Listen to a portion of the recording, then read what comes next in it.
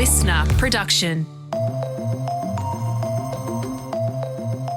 Hey, Chris Spear with you. Welcome to The Briefing.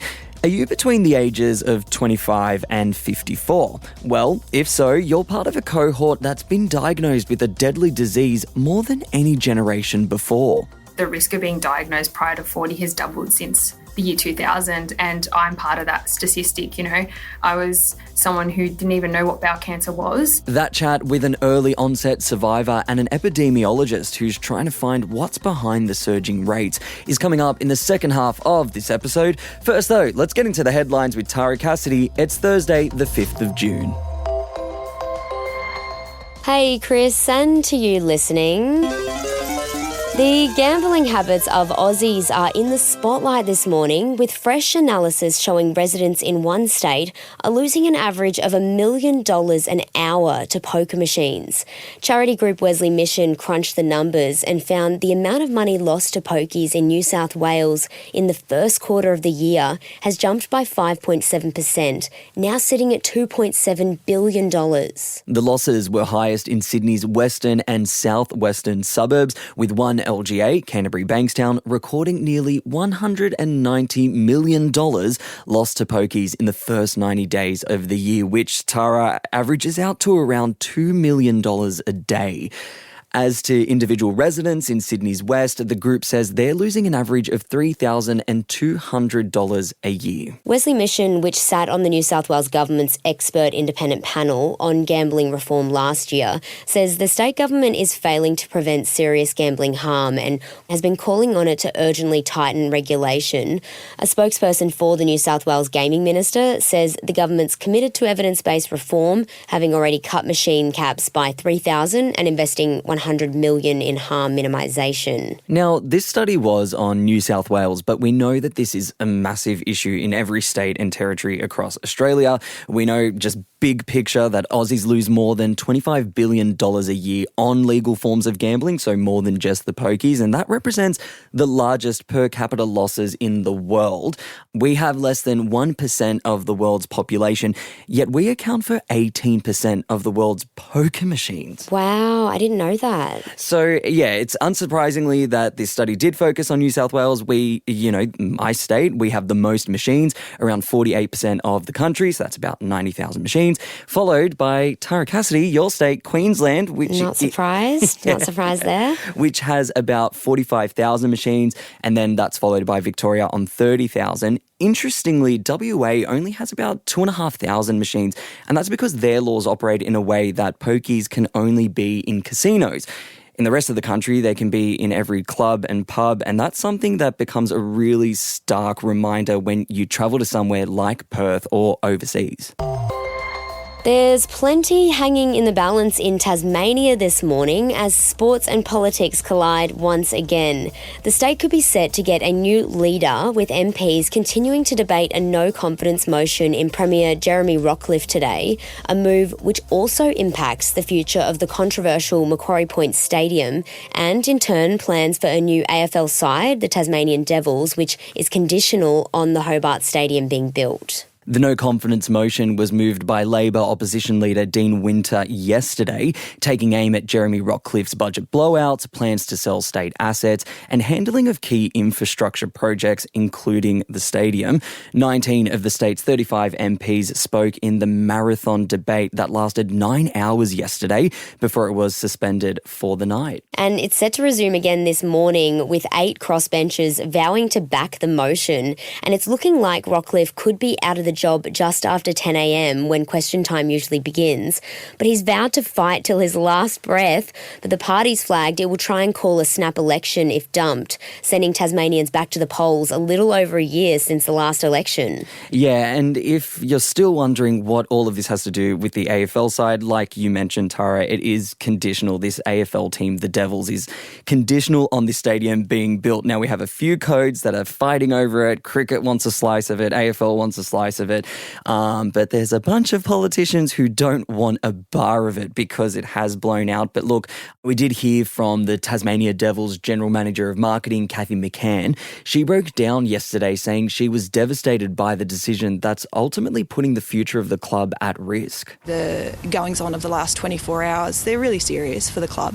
And this is an unprecedented level of uncertainty that we've felt. And for any political nerds and watchers, Labor currently holds 5 states at the moment. Could Tasmania become the 6th? Time will tell. The Chief of Australia's Defence Force says we need to be prepared to defend the nation from home soil, something he says Aussies haven't had to think about since World War II. Admiral David Johnston says it's a significant shift in thinking, but speaking at a conference in Canberra yesterday, he told guests Aussies needed to reconsider how they thought about war, everything from infrastructure to supply chains. Yeah, he says it's vital because, as seen in the war in Ukraine, military tech can become unavailable in weeks in combat without solid plans in place. This discussion's come while Australia's allies have mounted pressure on our government and defence to boost our spending, with a bunch of security experts saying that our government isn't currently spending enough. The Enhanced Games, or as some are dubbing it, the Steroid Games, has come out swinging at World Aquatics after it became the first international federation to ban anyone participating in the controversial event, so both coaches and athletes like former Australian world champ James Magnussen. Enhanced Games Deputy President Maximilian Martin says World Aquatics is trying to intimidate and silence anyone who dares to step outside its system. We'll basically ban every natural athlete for not just participating in the Enhanced Games, but for just supporting them. They say this is about the protection of sport, but it isn't. This is about fear. The fear of progress and the fear to lose control. Oh my gosh, what is that backing track? Very much. A lot of drama there. Oh God. Meanwhile, the Enhanced Games president and founder, Dr. Aaron D'Souza, has labelled the move a desperate attempt to maintain an outdated monopoly. Yeah, okay. Choice words there.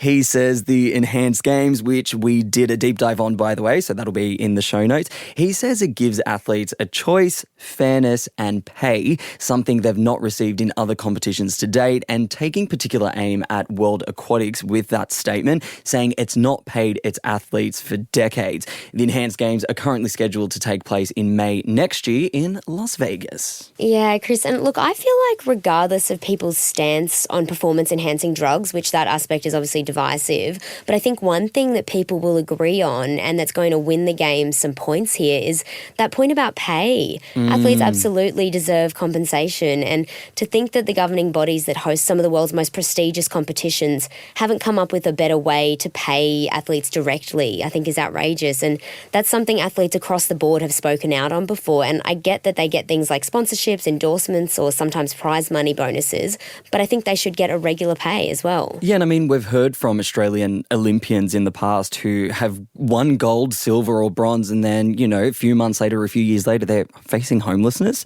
So Wow. I think this conversation is something that, yeah, definitely should be happening. Do I think it's a little bit of a deflection from the Enhanced Games? Absolutely. But hey, watch this space.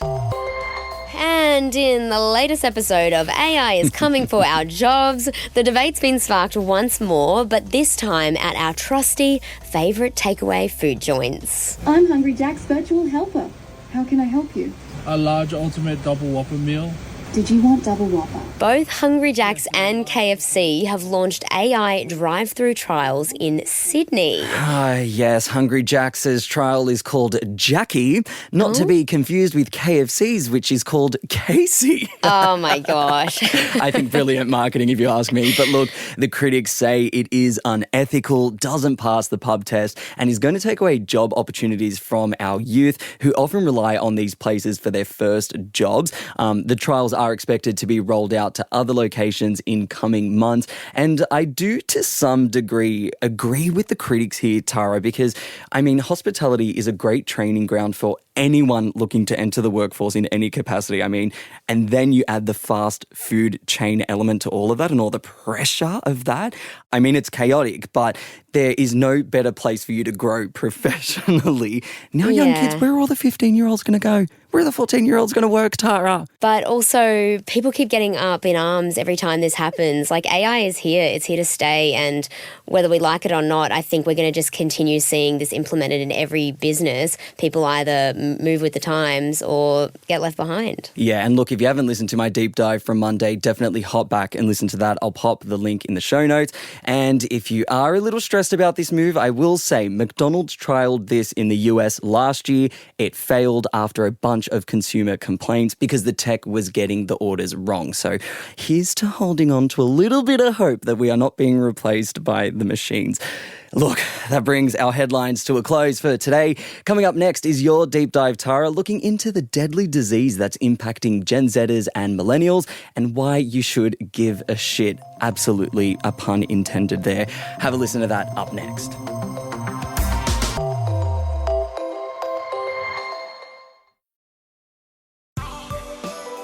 Vanessa Mendico was in her 20s when she packed her bags, ready to move away from the hustle and bustle of Melbourne for a fresh chapter on Queensland's Gold Coast. But instead of just getting to enjoy the sandy shores of her new hometown, she was instead spending money and time visiting the doctors and waiting in hospital rooms instead. After noticing a few symptoms that seemed off, she thought she'd better get herself checked out, only to find out what had been causing the symptoms. Stage 3 bowel cancer. A disease Vanessa thought only the elderly got, until getting her own diagnosis and learning she was among a growing group of Aussies getting it in their younger years. Vanessa, thanks so much for joining me on the briefing today. You're now a Bowel Cancer Australia advocate after surviving your early onset diagnosis. Can you tell me a bit about how you first learnt of it and what those first symptoms were? Yeah, absolutely. So I was 28 when I was diagnosed. So I had blood in my stool, which led me to sort of go see a GP and get a stool test. My doctor was really good, my GP, so I told her that I had the blood in my stool. My GP took it really seriously and sent off the paperwork for me to have a colonoscopy and endoscopy. Now that's kind of where my journey got a little bit staggered, just for the fact of that it was clogged up in sort of the system, and my case wasn't looked at quite seriously, and that was due to my age. So I was quite young, bowel cancer wasn't on the agenda, and I was told I was on a 2-year wait list as a category 2 patient, which means that I'd be waiting for up to a year, up to 2 years post-COVID sort of times for a colonoscopy and endoscopy. I actually presented to hospital, I think it was about 5 or 6 times, with severe abdomen pain. My tiredness had really increased. I was at the point of I was falling asleep, in team meetings, and I was falling asleep at really odd hours in the day. The frequency in my bowel movements had increased. And I think it was just the sort of sympathy of a doctor who kind of looked at my notes one night when I'd gone into a late admission in the emergency and kind of felt sorry for me and said, hey, this doesn't really seem normal. You're quite young. You have blood in your stool, you have other symptoms. I think I'm going to bump you up to a category 1, which means that in the public system that you have to be seen within 30 days. So from that point of when that category 2 was placed to a category 1, I was then having to be seen within 30 days, and that's when I got my diagnosis. And how were you feeling after that happened? Because I can imagine it would be pretty frustrating to present with the exact same symptoms to 2 different doctors, but having such a different experience with each of them.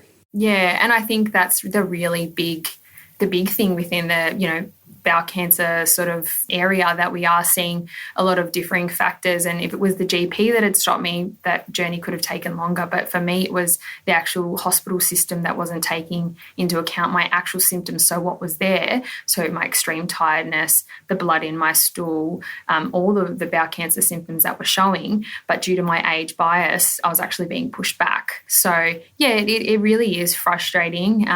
It sort of made me really self-aware that I really needed to advocate for myself and back myself. And if I couldn't find someone that was going to do it for me, I needed to go find somewhere else. And I'm really glad I did. Now that we know that the risk of being diagnosed prior to 40 has doubled since the year 2000, and I'm part of that statistic. I was someone who didn't even know what bowel cancer was. I was 28, I was young, and you just fall into the statistics and someone sees as you present. We know that now it's becoming more prevalent. It's not just me solely sitting here and saying I was 28 and I had bowel cancer. I have a large community around me, which I wish I didn't. I wish I didn't know that many people, Tara, that were my age who had bowel cancer, but I do, unfortunately. Now being recovered and a cancer survivor, for the other people that might be in that cohort who are now at higher risk of developing this disease, do you have any advice for them? Don't ignore the symptoms. So the blood in the stool, the obvious change in bowel habit, the weight loss that you can't explain. So not having any diet or anything like that, extreme tiredness and that lump or swelling in your abdomen. Don't ignore your symptoms. And if you're not getting the answers that you need, please go elsewhere. Doctors can be wrong too. And you know your body. It can mean the difference between stage 3 and stage 4, and those look very different within bowel cancer. Despite being a survivor now, I have ongoing health issues from having bowel cancer. I had to retrieve my eggs as well as part of a bowel cancer person. So there's so many other things that come with it. It's really putting the word out there because nobody wants to talk about poo, especially young people find kind of shy away from it. But I tend to sort of lean into it now. So the little things all add up to this awareness. I think it's just about being aware. Yeah, absolutely, and might end up saving someone's life. Absolutely. Thanks so much, Vanessa, for chatting to me today, and thank you very much for joining me on the briefing. That's all right. Thanks. Thanks for having me, Tara. Now, Vanessa's story isn't isolated. She was just one of around 280 Aussies a week being diagnosed. Bowel cancer claims thousands of lives a year and is now the deadliest form of cancer for Aussies between 25 and 54. In fact, a new study's found that Australia has the highest rates of it in the world for people under 50. And one of the people trying to find out why that is the University of Melbourne's Mark Jenkins, an epidemiologist who's been trying to find the reason for the surging rates. He joins me now. Professor Jenkins, you're one of the authors of this study. What can you tell me about the biggest findings? Yeah, so this is work done with my colleague Aaron Myers and Dan Buchanan and at the University of Melbourne. And what we did is we got official government data which records cancer diagnoses. And we looked to see if there were trends or changes in the frequency of cancer diagnoses over the past 30 years. And we focused on people aged under 50, and we call this early-onset colorectal cancer. What we found is that there's been an increase. So this increase has happened for people in that age group, so that means it's getting more and more diagnoses each year. So over the total of the 30 years, there was 28,000 Australians who were under age 50 when they were diagnosed with bowel cancer, and the increase meant that this was an additional 3,400 cases. So there's something going on, and we're trying to find out what that might be. Yeah, wow, that's a massive increase. And I know that we can't say conclusively yet, but do you have any idea what could be some of the bigger likely contributors? This is happening in other countries as well, so lots of people are looking at this. The place to start usually is what has also increased over those last 30 years that could have increased the colorectal cancer or bowel cancer as we commonly call it. And so one of the risk factors that people are looking at, for example, is increased obesity or higher BMI. And this has been increasing over that same period, and it is a risk factor for bowel cancer, so maybe that's caused the increase. But we've done some looking at the increase in body mass index and bowel cancer, and we think that would only explain a small proportion at most. So there's something else going on. So one of the other theories is it's something to do with the microbiome. So these are the bacteria that live in your gut, and usually they're harmless and they help digest your food. But there is a theory that some of these are changing in people's gut, and it may be because of change in lifestyle or change in diet, change in medication use or other things. And it may have resulted in some of these bacteria being more harmful in terms of cancer risk, and it may be that some of those are causing the increase in cancer. But usually this is fine and doesn't really have a major impact. But for some cases, and in some rare cases, maybe there's some toxic gut bacteria that's changing the cells in your bowel and maybe making them carcinogenic. Now, I want to stress, though, that although we've seen an increase in young onset bowel cancer, it's still very rare. So for the vast majority of people that are young, the gut bacteria is not causing cancer. But in the rare cases, maybe that's what's happening. But again, we don't know. This is a theory, and so we've got to do large studies to try and find out whether this is the case. One theory is microplastics. This is something that's invisible amounts of plastics that come from containers. There's some theories it could be these forever chemicals such as PFASs, but these theories need to be tested. So alone, they're just correlations. They're not causation. And so we have to do those tests, because if we don't actually pin down what's causing it, then any recommendations we make might not make a difference because we're not attacking the right thing. And lastly, it could be something completely new that no one's thought of before. And so you need to have these detailed studies looking at tumours diagnosed over these many years and see what's changed in these tumours, and that might give us a clue. What does it take to test something like this to try and find out the cause? Yeah, we think we've got a good design. So this is a combination of epidemiology and molecular studies. And what we would like to do is we'd like to study the actual DNA within the tumours, the bowel cancer tumours, of 1,000 people that were diagnosed with early onset bowel cancer over the last 30 years. So we have access to these tumours, but now we're seeking funding to actually do the tests on the DNA within those tumours.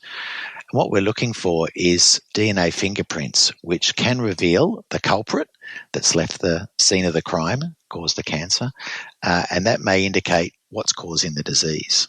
It is interesting that we found out that people born in the 1990s have up to threefold more likely to get bowel cancer than people born in the 1950s. So there's something that's happened over, the decades in terms of risk factors that might be causing it. But until we find out what is the cause, it's going to be very hard to prevent this from increasing further. Yeah, that's a worrying figure. I am in that 1990s cohort.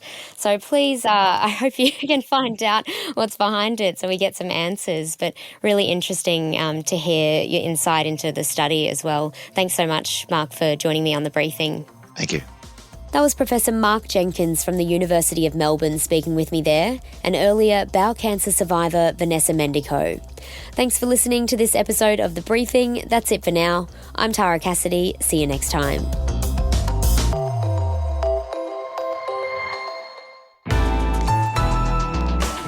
Listener.